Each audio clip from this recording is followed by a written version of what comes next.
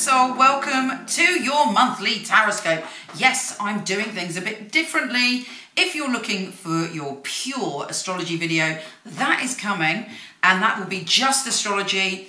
I'm going to separate them, tarot from astrology, although I have to say, as well as being a tarot reader and a psychic, I am an astrologer fundamentally, and so I may be drawing a little bit of the wisdom of the astrology of this month within my tarot reading. Now remember, this is a general reading. If I were to give you a psychic tarot reading, it would be super specific to you. It would talk about the ins and outs and details of your personal and intimate relationships, past, present and future. But this is generic. So it may be for you, there may symbolically be things that you relate to. It may connect to you on a synchronistic level, and there may be great truths here for you, but it is general. And yes, it is for your sun sign, your moon sign, or your rising sign. Let's go.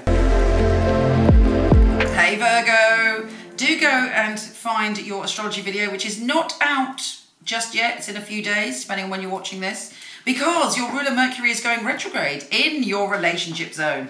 So you really have to watch out for all communication to do with your lovers, your friends, and the ones intimate to your heart. Also, Uranus is shifting signs, and it hasn't done that since what am I talking about? Hasn't got this energy since 1942. So there's a lot of interesting things coming up for you in the next 7 years, starting now. Anyway, enough of that. Let's kick off and get on with your tarot, Virgo. Virgo, what inspiration and enlightenment do we have in store for you, gorgeous Virgo?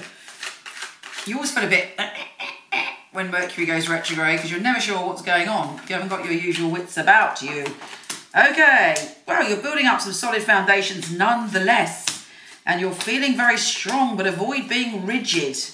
There might be a situation in your life where you're feeling like, no, I am not backing down. I'm going to dig my little virgin feet into the earth and not move. That's because the card that is beneath you in your unconscious is the Emperor. But this can mean that to look at your relationship with your father this month and how that is impacting your life. How do you feel about your father? Did you have a good relationship? Did you have a negative relationship? What was the shadow and light in that relationship? Has there been any older masculine energy that's had an impact on your life? Have you internalized that in some way? Is it holding you back? Are you being too rigid because you've got an inner paternal voice in your ear stopping you being as free as you would like? Let me put a card on that actually. Let me see.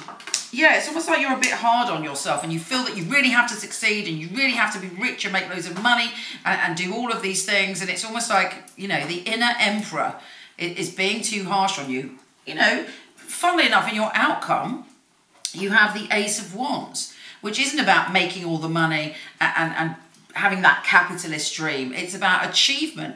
Doesn't mean you won't be rich and make money, if that's your dream, but it's about abundance, and it's about the importance of doing things that fulfill your heart and make you feel successful within yourself, not in a way that is external. And as I say, funnily enough, when we do follow our own light and do what we want to do, often that's when we do reach true success.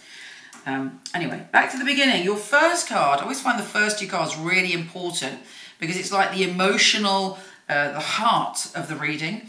And the first card is the Three of Pentacles. In some way, already should have started or is just about to start, you're laying new foundations. You are kind of digging in and you're committing to something.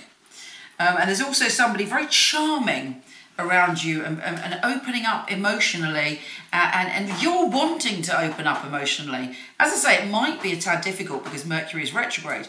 So as much as you want to open up emotionally, there may be tiny misunderstandings. And the key is to be aware of that and not let anything get out of hand, because you have a lot of very positive relationship cards in March. Previously, you've been thinking about the past. Maybe there's something happened. It's made you think about the past and you felt yourself lost in the annals of time. You've been captured in the past and unable to be in the present. March is bringing you into the present and you're seeing things with new eyes. There's an opportunity right in front of you in the first 2 weeks of March.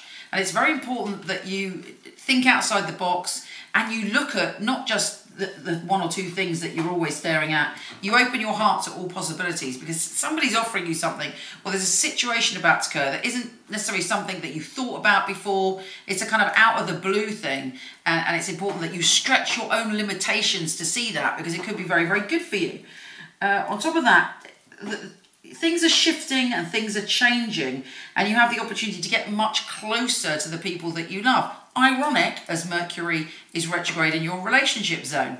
So it's about keeping stable within yourself and not letting small things upset the apple cart when it comes to your intimate relationships, because you have the potential to resolve things, but you're super sensitive. It's like, you know, I don't know, maybe someone says to you, oi, it's annoying me that when you go to bed, you're always on your phone, and I can't sleep because that light is getting on my nerves.